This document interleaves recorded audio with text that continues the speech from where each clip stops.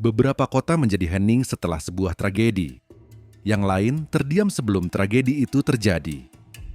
Di El Salvador, ada suatu hari ketika bus berhenti beroperasi, sekolah-sekolah ditutup, pintu besi pertokoan diturunkan lebih awal, dan seluruh lingkungan seakan menahan napas secara bersamaan. Tidak ada keadaan darurat resmi yang diumumkan. Tidak ada perang yang secara resmi dimulai. Tidak ada instruksi publik. Tidak ada pidato. Tidak ada siren. Namun, reaksinya terjadi begitu cepat, nyaris seperti insting.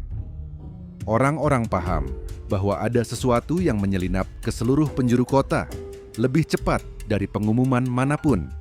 Ketakutan. Bukan sekadar kepanikan abstrak, bukan rumor murahan. Ini adalah jenis ketakutan yang spesifik. Ketakutan yang dibangun selama bertahun-tahun, diperkuat oleh gelimpangan mayat, pesan ancaman, pemerasan, orang hilang, dan pemahaman bahwa sebuah perintah tak perlu diteriakkan untuk bisa dipatuhi. Hari itu menguak kekuatan asli Barrio 18. Bukan cuma soal kemampuan mereka membunuh, tapi kemampuan mereka memaksa seluruh masyarakat mengubah perilakunya tanpa pernah melihat tangan siapa yang memberi perintah. Disinilah cerita ini harus dimulai. Karena kebohongan pertama yang orang-orang yakini tentang Barrio 18 adalah bahwa mereka cuma sekadar geng jalanan. Geng jalanan itu seharusnya bersifat lokal, berisik, kacau, picik, sekumpulan anak muda dengan senjata, tato, dan wilayah kekuasaan.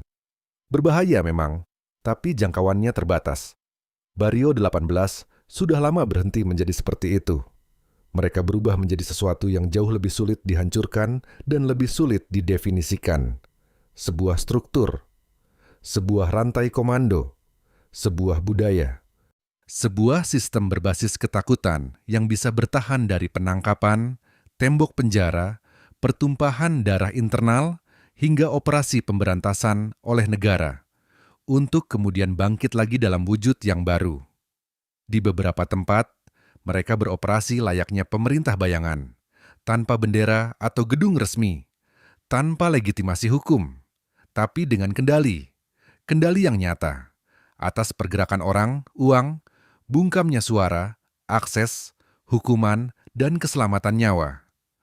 Di lingkungan tempat negara lemah, absen, tak dipercaya, atau terlalu lamban, Barrio 18 mengisi kekosongan itu dengan aturannya sendiri. Mereka mendikte orang-orang kemana boleh pergi, apa yang boleh dipakai, dengan siapa boleh bicara, berapa yang harus dibayar, dan apa akibatnya kalau mereka melanggar itu semua. Kekuasaan semacam itu mengubah ritme kehidupan sehari-hari. Anak-anak belajar sejak dini, blok mana, milik kubu mana. Pemilik toko tahu siapa yang harus dibayar duluan sebelum bayar uang sewa bangunan. Sopir tahu rute mana yang bisa bikin mereka terbunuh. Para keluarga tahu kapan harus memelankan suara saat nama-nama tertentu disebut. Sebuah kota tidak hancur dalam satu momen dramatis. Kota itu dilatih. Seiring berjalannya waktu, ketakutan menjadi rutinitas. Lalu, rutinitas itu berubah menjadi budaya. Itulah yang bikin Barrio 18 jauh lebih berbahaya daripada bayangan orang luar. Mereka bertahan bukan cuma mengandalkan kekerasan acak. Mereka bertahan karena tahu cara mengubah rasa takut menjadi sebuah keteraturan. Mereka tidak perlu terlihat di mana-mana. Mereka cuma butuh semua orang percaya bahwa mereka bisa ada di mana-mana. Dan ketika sebuah kelompok mencapai titik itu, membunuh satu bosnya tidak akan menyelesaikan masalah. Memenjarakan puluhan anggotanya tidak akan menyelesaikan masalah. Menyapu bersih satu kawasan juga tidak. Organisasi ini membengkok, menyerap kerusakan, membelah diri, bermutasi, dan terus bergerak maju.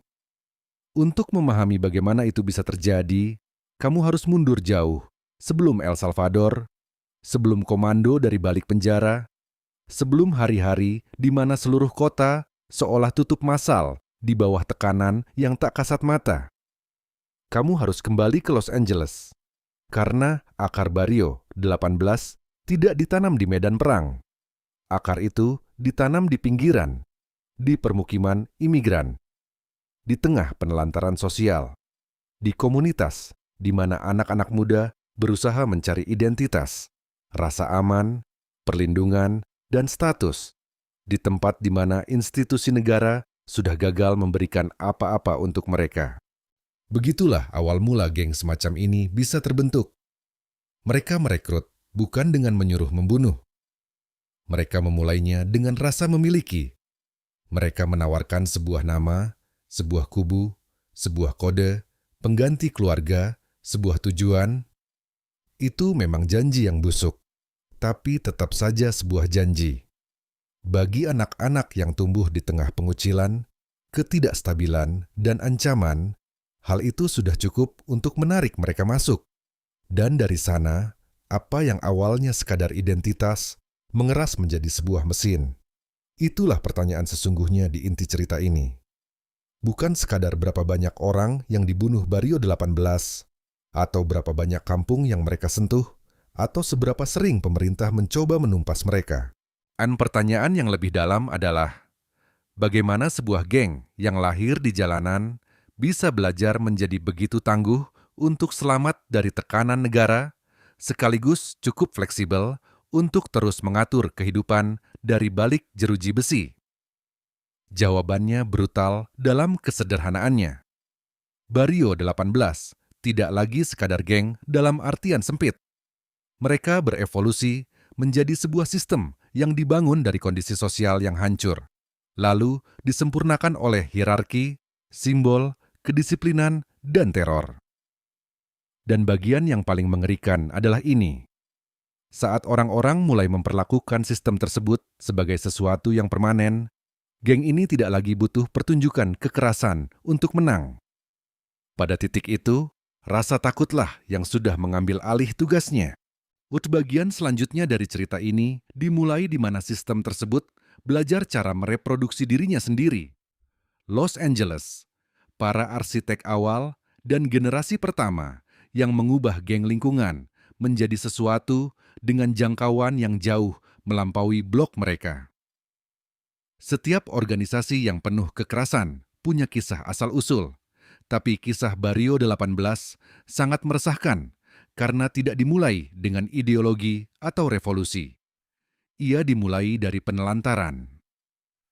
Di Los Angeles, di permukiman yang terbentuk dari imigrasi, eksklusi, kemiskinan, dan rasa keterasingan, geng menawarkan sesuatu yang terlihat seperti perlindungan. Bagi kaum muda yang terjebak di antara dua bahasa, dua negara, dan krisis identitas, tawaran itu bisa sangat kuat. Bukan karena itu mulia, bukan pula karena itu aman, tapi karena itu menjawab sebuah kebutuhan. Geng memberikan struktur di tengah kebingungan, persaudaraan di tengah isolasi, aturan di saat semuanya tidak stabil. Begitulah cara Barrio 18 pertama kali menancapkan akarnya. Tokoh-tokoh awalnya menjadi penting karena mereka membantu mengubah energi jalanan itu menjadi sesuatu yang bisa dibawa-bawa. Orang-orang seperti Spanky bukan cuma sekadar anggota dari era lampau. Mereka mewakili titik transisi krusial, fase di mana budaya, aturan, dan metode geng bisa dipindah tangankan. Begitu migrasi dan deportasi mulai membawa orang-orang bolak-balik melintasi perbatasan, geng ini ikut berpindah. Dan mereka tidak pindah dengan tangan kosong. Yang menyeberang ke Amerika Tengah bukan sekadar keanggotaan, tapi sebuah model hierarki, teritori, inisiasi, hukuman, simbolisme, kedisiplinan internal. Sebuah model yang bisa diadaptasi ke kondisi lokal dan kemudian dijadikan senjata dalam skala besar. Begitu Barrio 18 mengakar di El Salvador, mereka tidak diam saja dalam wujud Los Angeles-nya. Mereka berevolusi dengan cepat. Mereka belajar memanfaatkan tekanan di sekitar mereka, kemiskinan, institusi yang lemah, penjara yang penuh sesak, lingkungan yang terpecah belah, untuk menjadi lebih dari sekadar kelompok kriminal. Mereka menjadi ekosistem yang terorganisir. Evolusi itulah yang membedakan Barrio 18 dari sekadar kumpulan preman yang kejam. Kekuasaan sejati butuh struktur, dan Barrio 18 membangun struktur itu. Mereka membentuk lapisan kepemimpinan, pengambil keputusan lokal, algojo, pembawa pesan, kendali lingkungan, dan cara menjaga ketertiban lewat intimidasi. Kekerasan tetap menjadi pusatnya, tapi tidak lagi acak. Kekerasan itu menjadi administratif, punya tujuan, mengirim pesan, melindungi pendapatan, menegakkan kepatuhan, dan simbol menjadi bagian utama dari sistem tersebut. Di Barrio 18, tato tidak pernah sekadar pilihan estetika. Tato bisa menandakan pangkat, kesetiaan, pengalaman, dan afiliasi. Tato juga bisa berfungsi sebagai peringatan. Di dunia di mana identitas diawasi melalui rasa takut, simbol pun menjadi properti yang dikendalikan. Bekas di kulit bisa menjadi bukti, provokasi, atau bentuk pengkhianatan. Itulah kenapa detail tentang anak usia 15 tahun yang dibunuh gara-gara tato palsu terasa begitu menyesakan. Hal ini menunjukkan betapa totaliternya logika geng ini. Ini bukan lagi sekadar soal menguasai jalanan. Ini tentang mengendalikan makna. Di kehidupan biasa, tato itu personal. Di dunia yang dibangun Barrio 18, waria tato bisa menjadi pelanggaran yang hukumannya mati. Tubuh manusia itu sendiri berubah menjadi medan perang. Itu bukan kekacauan jalanan. Itu adalah perilaku otoriter dalam skala kampung. Seiring membesarnya geng ini, mereka melahirkan berbagai jenis pemimpin. El Viejo-Lin mencerminkan satu jenis otoritas, sang organisator, arsitek keteraturan di dalam struktur yang penuh kekerasan. Piwa mewakili sisi yang lebih keras, eskalasi brutal yang lebih terang-terangan. El Pinky mengisyaratkan bentuk komando yang lebih senyap, tapi tetap disiplin. El Colocho berdiri lebih dekat dengan perang jalanan, di mana kepemimpinan harus dibuktikan blok demi blok di wilayah kekuasaan dalam konfrontasi dan rasa takut. Mereka bukan kepribadian yang bisa ditukar-tukar. Bersama-sama, mereka mengungkap sesuatu yang lebih besar. Barrio 18 telah menjadi sistem dengan banyak titik komando dan beragam gaya kekuasaan. Lalu terjadilah perpecahan itu.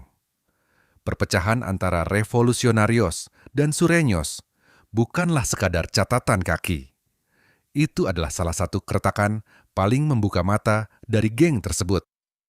Dari luar, kedua faksi itu masih bagian dari identitas besar yang sama. Namun dari dalam, perpecahan itu memunculkan kecurigaan, persaingan, dan pertumpahan darah. Hal ini mengekspos satu kebenaran yang umum terjadi di banyak organisasi kekerasan. Perpecahan internal tidak selalu langsung melemahkan mereka. Terkadang, itu malah bikin mereka jadi jauh lebih berbahaya. Ketika kesetiaan dipertanyakan, kekejaman menjadi ujiannya. Para anggota harus membuktikan diri mereka mati-matian. Disiplin jadi makin keras. Hukuman jadi makin ekstrim. Kekerasan tidak lagi cuma diarahkan keluar, ke musuh atau publik. Kekerasan itu juga mengarah ke dalam. Dan saat itu terjadi, semua orang di dalam sistem tersebut menjadi lebih gampang dibuang. Kemudian, penjara masuk ke dalam cerita. Bukan sebagai akhir dari kekuasaan, tapi sebagai salah satu tempat di mana kekuasaan diatur ulang. Itu adalah salah satu ironi paling kelam dalam kebangkitan Barrio 18. Sistem penjara yang dirancang untuk meredam kekerasan seringkali justru memusatkannya. Di balik jeruji, para bos bisa mengonsolidasikan otoritas, membangun kembali jalur komunikasi, mendefinisikan tatanan internal, dan terus memengaruhi dunia luar. Penjara bisa memisahkan fisik, tapi tidak selalu memutus tali komando. Begitu hal itu terjadi, seluruh kerangka kerjanya berubah. Sebuah geng tidak lagi harus mendominasi semata lewat eksistensi jalanan yang mencolok. Mereka bisa mulai berfungsi layaknya sebuah jaringan. Tidak terlalu teatrikal. Lebih disiplin. Sulit dibaca. Sulit dibongkar. Perintah bisa turun tanpa pertunjukan publik. Kekerasan bisa dipicu tanpa pemimpinnya harus berdiri di tempat terbuka. Organisasi itu menjadi lebih tangguh justru karena mereka belajar untuk tidak lagi bergantung pada visibilitas. Pada titik itu, pemerintah tidak lagi berhadapan dengan kekerasan jalanan acak. Mereka sedang menghadapi struktur kriminal adaptif yang mengakar di permukiman, penjara, krisis identitas pemuda, ekonomi lokal, dan ketakutan. Penangkapan mungkin merusaknya. Penggerebekan mungkin mengacaukannya. Tapi tidak ada yang menjamin kehancurannya.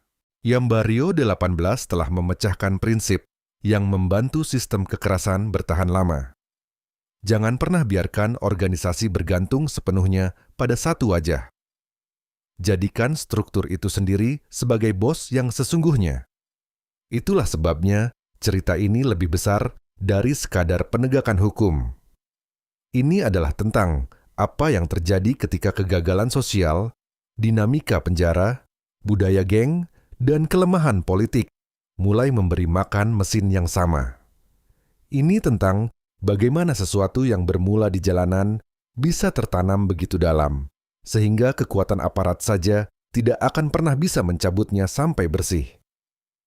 Dan itu membawa kita pada titik balik paling suram dari semuanya. Momen ketika negara mulai menyadari bahwa tekanan brutal mungkin tidak cukup, dan mulai menimbang-nimbang apa artinya bernegosiasi dengan sesuatu yang tak bisa mereka hancurkan seutuhnya. Apa yang bisa dikatakan tentang sebuah negara ketika pemerintahnya mulai memperlakukan geng seolah-olah mereka adalah aktor politik. Itulah jebakan moral di jantung La Tregua, gencatan senjata. Di atas kertas, gencatan senjata bisa dibingkai sebagai langkah taktis. Angka pembunuhan turun. Kepanikan publik mereda. Pejabat bisa memamerkan berkurangnya mayat dan mengklaimnya sebagai kemajuan. Bagi masyarakat yang kelelahan, dihantam kekerasan tanpa henti, kelonggaran sementara pun bisa terasa seperti napas segar. Dan itulah yang bikin isu ini sangat berbahaya. Karena begitu pemerintah mulai melakukan barter demi ketenangan, pertanyaannya bukan lagi cuman apakah kekerasan sudah menurun. Pertanyaannya berubah menjadi, apa yang ditukarkan demi ketenangan itu? Disitulah ceritanya makin gelap, karena ini melampaui urusan polisi dan gangster. Masuk ke zona abu-abu di mana ketertiban publik, kelangsungan hidup politik, dan kekuasaan kriminal mulai saling bersinggungan.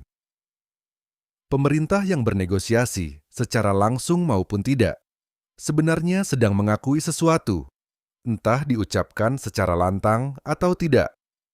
Kelompok di seberang sana punya daya tawar yang cukup besar untuk diperhitungkan. Itu bukan pengakuan yang sepele. Itu artinya negara tidak lagi cuma berurusan dengan penjahat yang harus diburu. Negara berurusan dengan kekuatan yang sudah mengakar dan mampu mendikte hasil akhir. Bagi orang biasa, jeda kekerasan mungkin terasa seperti harapan. Bagi Baryo 18, itu bisa berarti sesuatu yang sama sekali berbeda. Waktu. Waktu untuk konsolidasi. Waktu untuk memulihkan komando. Waktu untuk memindahkan orang, uang, dan pengaruh. Waktu untuk pulih dari tekanan dan bersiap menghadapi apapun yang akan datang selanjutnya.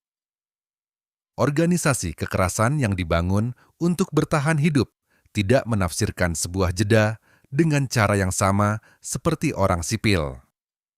Mereka melihat celah di saat orang lain melihat kelegaan. Itulah kenapa kehilangan sosok pemimpin dengan sendirinya tidak pernah menyelesaikan masalah. Beberapa pemimpin dipenjara, beberapa dibunuh, beberapa lenyap ditelan sistem. Tapi Barrio 18 terus berjalan karena saat itu mereka sudah belajar tumbuh melampaui sosok individu. Organisasi itu telah matang menjadi sesuatu yang jauh lebih besar dari sekadar satu nama. Itulah yang bikin sosok seperti El Mudo begitu signifikan. Dia mewakili bentuk kekuasaan yang lebih baru, tidak terlalu mencolok, tidak terlalu bergantung pada mitos di mata publik, dan dalam beberapa hal, justru lebih berbahaya karena hal itu. Sebuah kendali yang lebih sunyi. Pemimpin yang kekuatannya tidak datang dari keharusan untuk selalu terlihat, melainkan dari kemampuannya menggerakkan mesin tanpa butuh lampu sorot. Itu adalah tahap evolusi kriminal yang lebih tinggi. Ketika komando bisa dijalankan melalui perantara, kode, rutinitas, koneksi penjara, dan ketakutan yang sudah tertanam di kehidupan sehari-hari, maka visibilitas menjadi opsional. Geng ini tidak perlu lagi mempromosikan dirinya sendiri seperti dulu. Mereka bisa menjadi lebih samar, sekaligus lebih awet. Itulah sebabnya tindakan tegas pemerintah seringkali gagal terasa tuntas. Kamu bisa membanjiri jalanan dengan polisi. Kamu bisa membangun penjara yang lebih besar. Kamu bisa mengesahkan hukum yang lebih keras. Kamu bisa menangkap ratusan orang. Tapi, kalau kondisi yang terus memberi makan organisasi ini tetap ada, kemiskinan, penelantaran, perpecahan sosial, struktur keluarga yang hancur, ketidakpercayaan pada institusi, dan sistem penjara yang malah mengeraskan identitas geng alih-alih menghancurkannya, maka mesin itu masih punya bahan bakar untuk diolah. Itulah tragedi yang lebih luas dari Barrio 18. Ini bukan sekadar cerita kriminal. Ini adalah cerita tentang apa yang mengisi kekosongan saat institusi gagal di tingkat paling bawah. Ini cerita tentang anak-anak yang mencari identitas dan perlindungan di tempat yang pada akhirnya justru memangsa mereka. Ini cerita tentang negara yang bisa menghukum, tapi seringkali tidak bisa memperbaiki. Dan ini adalah cerita tentang bagaimana rasa takut, begitu dinormalisasi, berubah menjadi bagian dari lingkungan itu sendiri. Itu mungkin pencapaian terbesar Barrio 18. Bukan jumlah anggota yang mereka rekrut, bukan luas wilayah yang mereka kuasai, bahkan bukan pula tumpukan mayat yang bikin nama mereka ditakuti. Pencapaian terbesar mereka adalah secara psikologis. Mereka mengajari orang-orang bagaimana cara hidup berdampingan dengan mereka. Begitu hal itu terjadi, geng tersebut menjadi lebih dari sekadar ancaman keamanan. Mereka menjadi bagian dari lanskap kota. Mereka membentuk cara orang bergerak, berbicara, berpakaian, bekerja, percaya, dan bertahan hidup. Mereka tidak perlu mendominasi setiap jam, setiap hari. Mereka hanya butuh semua orang ingat bahwa mereka bisa melakukannya. Dari Los Angeles ke El Salvador, dari identitas kampung hingga komando penjara, dari tato dan inisiasi hingga kesepakatan politik jalur belakang, Barrio 18 telah menempuh jalur yang brutal. Mereka bermula sebagai geng di pinggiran. Mereka lalu berubah menjadi struktur yang cukup kuat untuk memaksa polisi, penjara, politisi, dan seluruh lapisan masyarakat mengatur diri mereka sendiri sebagai respons terhadap keberadaan geng ini. Dan itu mengarah pada kesimpulan paling meresahkan dari semuanya. Sebuah geng itu berbahaya ketika mereka bisa membunuh. Tapi mereka akan berubah menjadi mimpi buruk jangka panjang ketika mereka tidak perlu lagi menampakkan diri agar orang-orang terus hidup di bawah aturannya.